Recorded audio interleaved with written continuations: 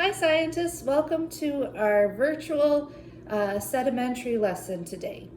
For our experiment, you will need the following: some white bread and some wheat bread, preferably 5 slices of each, some type of measuring tool. So I have 2 different kinds. I have a pull-out and a ruler.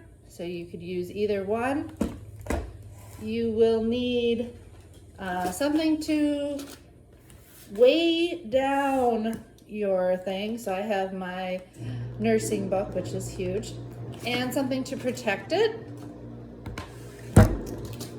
And you will need a cutting board, with a flat surface, and a butter knife. So the project today involves sedimentary rock and seeing what happens when over time the earth slowly crushes those sedimentary rocks down and forms new landforms. So when rivers push into a delta or a stream, they'll create what's a new landform at the end by building up all this sedimentary rock. And so we're going to use different colored bread to represent the layers that get created, and we're going to see how time and gravity and the push of the water would smush those layers down. So if you don't have your supplies, you can pause the video, run and get those 5 things that you need. And I would also suggest that you make sure you have your science notebook out so we can record our observations. All right. So the first thing you need to do is have your 5 pieces of dark bread or wheat and 5 pieces of white bread out. You will need to cut the crust off of your bread. I've done this for all of my slices but for one, because I just wanted to show you. It's real easy. Just take the knife, cut around. It doesn't have to be perfect, but you want to leave the middle so it's not smushed. You want to leave it nice and normal, okay? And then just take your extra pieces of crust and throw them away so you have a nice clean surface. So we're going to layer our bread.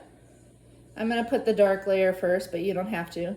And then I'm going to switch it to the white. So dark, white, and we're going to figure out how far high do you think this is going to get us. Basically 10 pieces of bread layered up. And this would be like sedimentary rock landing at the bottom of a river or a stream over time.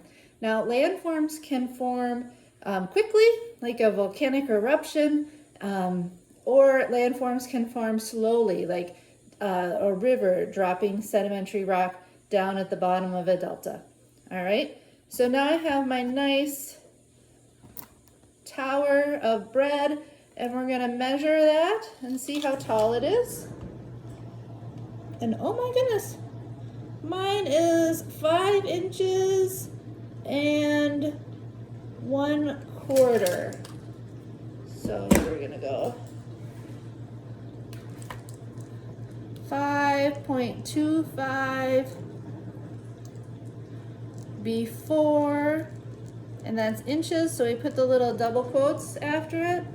And I'm writing this down, I'm recording my observations. Before weight. Right? What else do I see about my tower? It's pretty nice and straight.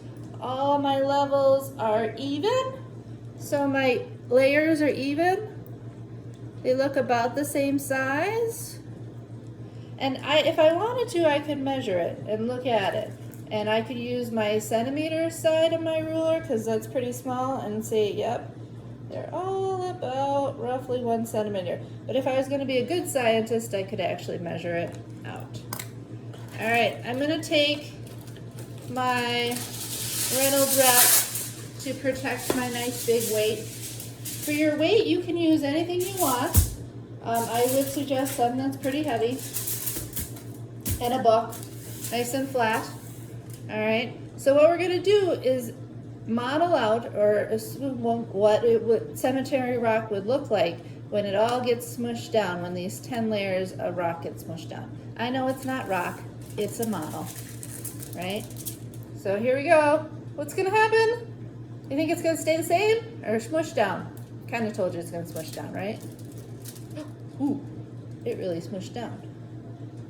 Now I don't want to add extra, like push on it. I don't want to add extra weight because I can weigh my book and see how much weight came down. It would be good if I used a timer and kept the weight on for a set amount of time, so that if you're doing this with a class, everybody in the class has the exact same time that your bread got smushed. What other variables do we have? We have the weight of the book, right? So we could change the weight of the book, have some small weights, some bigger weights, or we could leave them all consistent and the same for control if you're doing this in a class. All right, we could do different kinds of bread, lots of different options, but we're gonna look at our layers. And it's kind of interesting because my white bread smushed a lot more than my brown bread. So I have a really thin layer on top of white bread, really thin, and then I have almost the same thickness of the white. And it's not even, like this side got smushed a little bit more than this side. So this is actually what really does happen with layers of sedimentary rock. Heat and sun and wind is going to affect your rock differently, just like it's affecting my bread.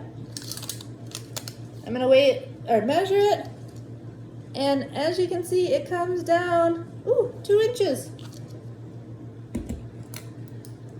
It dropped down to 2 inches after the weight, and my layers are not even.